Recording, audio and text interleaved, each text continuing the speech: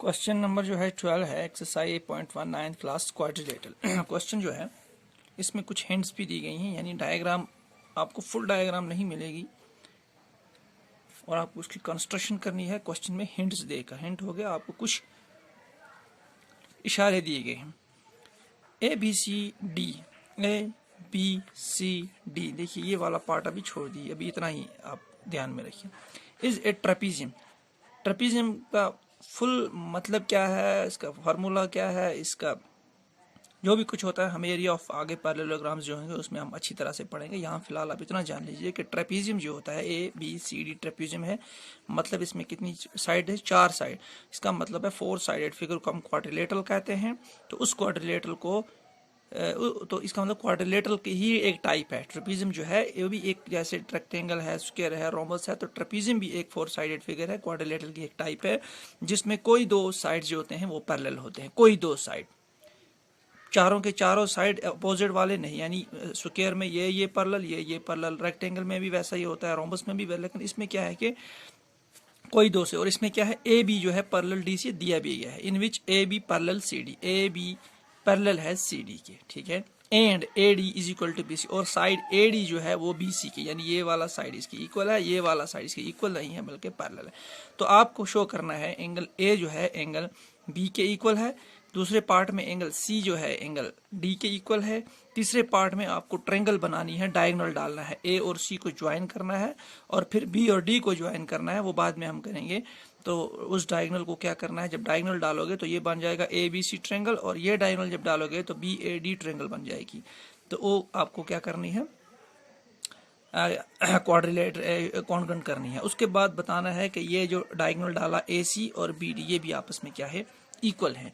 तो इसके लिए सबसे पहले हम क्या करेंगे, इसको सॉल्यूशन इसके लिए हम क्या करेंगे, आपको क्वेश्चन में हिंट भी दिया गया है कि आपको ए बी लाइन जो है इसको थोड़ा सा एक्सटेंड करना है, कहाँ तक, ई तक, यानी ए और बी जो लाइन है ट्रेपीजियम की, इसको आगे बढ़ाओगे आप कहाँ तक, ई तक, और ई को फिर ज्वाइन करोगे आप सी थे, इस तरीके से करोगे कि ए बी सी ई या ए ई सी डी एक क्वाड्रिलेटरल या फिर एक पैरेललोग्राम बन जाए। तो पैरेललोग्राम बनेगा, उसका क्या मतलब है कि फिर उसमें ए ई जो पैरेलल होगा डी सी के और इक्वल भी होगा, और ए डी जो है वो सी ई के पैरेलल भी होगा और इक्वल भी होगा। तो इसका मतलब ये साइड इसके भी इक्वल है और इसके भी इक्वल है। तो क्योंकि ये तो क्वेश्चन में दिया गया है और ये हमने कंस्ट्रक्शन से किया, तो अब मैं इसको समझाया इसलिए आपको, ताकि आगे ज्यादा डिटेल में आपको अच्छे से समझ में आ जाए, ठीक है। तो अब हम चलते हैं फर्स्ट पार्ट की तरफ, ठीक है। फर्स्ट पार्ट हमारा है एंगल ए जो है is equal to angle B, इसको आपको प्रूव करना है, ठीक है। तो सबसे पहले आप क्या करोगे, ए बी को करोगे आप कहाँ तक, ई तक एक्सटेंड, और ई और सी को ज्वाइन करके ए ई सी डी एक क्वाड्रिलेटरल बना दोगे, एक पैरेललोग्राम, जिसमें ए ई डी सी पैरेलल होंगे और इक्वल भी होंगे, ए डी और ई सी पैरेलल और इक्वल भी होंगे। पहले हम इसको वो कंस्ट्रक्शन जो है वो हम लिख लेते हैं, ठीक है। तो ये इसमें आपको फर्स्ट पहले क्या करना है, कंस्ट्रक्शन लिखना है, extend A B to E and join E to C to form a quadrilateral या पैरेललोग्राम। तो बेहतर रहेगा पैरेललोग्राम, ए ई सी डी। तो आपको इसको एक्सटेंड करके इसके साथ ज्वाइन इस तरीके से करना है कि ए ई सी डी एक पैरेललोग्राम बन जाए, जिसमें ए ई इक्वल डीसी भी होगा और पैरेलल भी होगा, ए ई पैरेलल डीसी और ए ई इक्वल डीसी। इसी तरह ए डी जो है ये इक्वल भी होना चाहिए parallel EC, A D equal EC और ए डी पैरेलल ईसी। तो आपके पास पैरेललोग्राम बन गया। अब क्या करेंगे, हमारे पास ए डी जो है बी सी के इक्वल है, क्यों, क्योंकि गिवन है, ठीक है। ये क्वेश्चन में गिवन है, इसको रखो इक्वेशन नंबर फर्स्ट नाम। फिर ए डी जो है ई सी के भी इक्वल है, ये कहां से हमने लिया, कंस्ट्रक्शन से। तो A D is equal to E C, ये हमने बाय कंस्ट्रक्शन, ये दिया नहीं है, हमने कंस्ट्रक्शन की तो उससे हमारे पास आया। तो इसको रखो इक्वेशन नंबर 2। अब अगर आप देखो ये अगर इसके इक्वल है और ये इसके भी इक्वल है, तो मतलब ये दो भी आपस में क्या है, इक्वल है। तो हम लिखेंगे फ्रॉम फर्स्ट एंड सेकंड, देखिए फ्रॉम फर्स्ट एंड सेकंड, देखिए ये भी एडी है, ये भी एडी है, मतलब इसका लेफ्ट साइड इक्वल है तो राइट भी क्या होंगे, इक्वल। तो इसको आप इस तरह भी कर सकते, और ये कट, ये और ये इक्वल, या फिर ऐसे सोच सकते हैं कि अगर इसका लेफ्ट हैंड साइड दोनों का इक्वल है तो उसका राइट भी क्या होगा, इक्वल होगा। अब देखिए BC के अपोजिट साइड, ये तो इक्वल हो गया, BC is equal to EC, BC is equal to EC। अब देखिए बी साइड के अपोजिट कौन सा एंगल है, जिसको मैंने 4 एंगल नाम दिया, मतलब एंगल E, तो मैं लिखूंगा angle E is equal to, अब EC के अपोजिट कौन सा एंगल है, एंगल ये वाला है, एंगल CBE, पूरा B नहीं है क्योंकि आधा इधर भी है, तो मैं इसको लिखूंगा एंगल 3, नाम 3 दिया है तो मैं लिखूंगा एंगल 3, ठीक है। Angle E is equal to angle 3, ठीक है। इसको मैं रख लूंगा क्वेश्चन नंबर 3। और इसका मतलब, इसको क्यों मैंने इसको किया, क्योंकि angles opposite to equal sides are equal, तो इससे ये इसलिए इक्वल है, इसका जो है रीजन है ये, angle opposite to equal sides are equal. अब देखिए, अब हम यहां से आपने ये तो प्रूव कर दिया कि भाई ये इसके इक्वल है। अब हम चलेंगे इसी डायग्राम में। देखिए अगर आपके पास ABEC एक पैरेललोग्राम है तो एंगल A यानी एंगल ये वाला एंगल 1, इसको एंगल A, और ये एंगल 4 जो है एंगल E, ये और ये कितना होना चाहिए, 180। क्यों, क्योंकि ये पैरेललोग्राम के एक साइड में आने वाले एंगल हैं जिन्हें हम को इंटीरियर एंगल्स कहते हैं। तो मैं लिखूंगा इन पैरेललोग्राम AEB नहीं, AECD, ECD, ठीक है। इसमें एंगल A और angle E plus angle E is equal to 180, इसको बोलते हैं को इंटीरियर एंगल्स, ठीक है। अब E एक लाइन है, इसके ऊपर B एक पॉइंट है, इस पॉइंट से जब एक लाइन खींची है तो यहाँ पर दो एंगल बने, एंगल 2 और एंगल 3। तो एंगल 2 और एंगल 3 ये कितना होगा, एंगल 2 और एंगल 3 जो होगा ये भी होगा 180। क्यों होगा, क्योंकि इसलिए होगा कि ये हो गए लीनियर पेयर ऑफ एंगल्स, ये हमने पढ़ा है। तो हम लिखेंगे यहाँ पर, इसको मैं लिखूंगा एंगल, चूंकि ये हमने कंस्ट्रक्शन की है तो ये पूरा क्या है, एंगल 2 क्या है, असल में एंगल B है, और ये है एंगल 3 नाम दिया है मैंने इसको, तो इसको मैं लिखूंगा angle B plus angle 3 is equal to 180। क्यों, लीनियर पेयर ऑफ एंगल्स, इसका रीजन हो गया ये। अब यहां पर हम आए थे 3 पे, यहां मैं लिखूंगा इसको 4 और इसको लिखूंगा 5।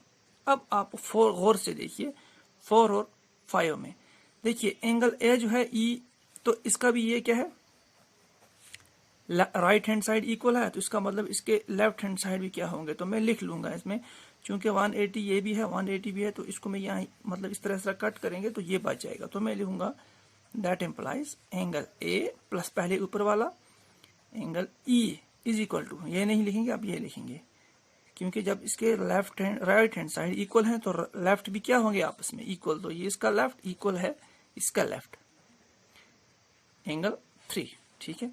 ये आप गौर से देखिए, अगर आपने गौर से फर्स्ट पार्ट में देखा हो, सॉरी अगर आपने अभी देखा हो जो हमने थर्ड जो इक्वेशन है, एंगल E को हमने एंगल 3 के इक्वल किया, यानी एंगल 3 जो है एंगल E के इक्वल है। तो यहाँ देखिए, यहाँ एंगल E है और यहाँ एंगल 3 है, तो ये दो आपस में क्या है, इक्वल है, किससे, from third. But angle E is equal to angle 3 कहां से हमने लिया, फ्रॉम इक्वेशन नंबर थर्ड में ये हमने प्रूफ किया है। अब हम क्या करेंगे,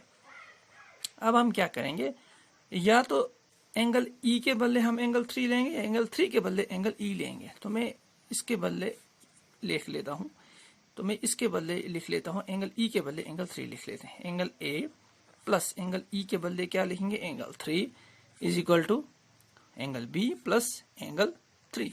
अब आपने देखा होगा अगर लेफ्ट साइड में और राइट साइड में कोई चीज इक्वल आती है तो वो कट हो जाती है, तो मतलब ये और ये क्या हो जाएंगे, कट। तो बचा क्या यहाँ पर, angle A is equal to angle B। तो ये हमारा फर्स्ट पार्ट था प्रूव करने के लिए। फर्स्ट पार्ट एंगल A जो है एंगल B यानी angle 1 is equal to angle 2। अब एंगल C और एंगल D देखिए, इसी तरह से आप लेंगे ABCD, हम लेंगे एंगल C एंगल D को हमें क्या करना है, प्रूव करना है। तो इसके लिए हम लेंगे ए बी सी डी। अब ये नहीं लेंगे ए बी सी, इसका काम खत्म हो गया। ए बी सी डी हम क्या लेंगे, पैरेललोग्राम। देखिए ए बी सी डी में अगर गौर से देखिए हम, इसी तरह से एंगल ए और एंगल डी भी 180 होंगे, क्योंकि ये भी पैरेललोग्राम के एक साइड में आज को इंटीरियर एंगल्स, ठीक है। इसी तरह से एंगल बी और सी भी को इंटीरियर एंगल, इन दोनों का भी प्लस भी क्या होगा 182। तो ये मैं लिख लेता हूं इस ट्रायंगल में, यहाँ पर इन ट्रायंगल ए बी सी।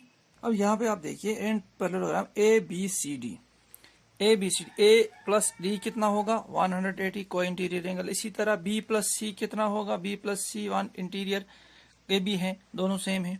अब अगर आप गौर से देखें एंगल ए और एंगल यहाँ पर बी है, तो ए बी दोनों इक्वल हैं। कहां पर, ये इक्वेशन नंबर 6 में हमने प्रूव किया है।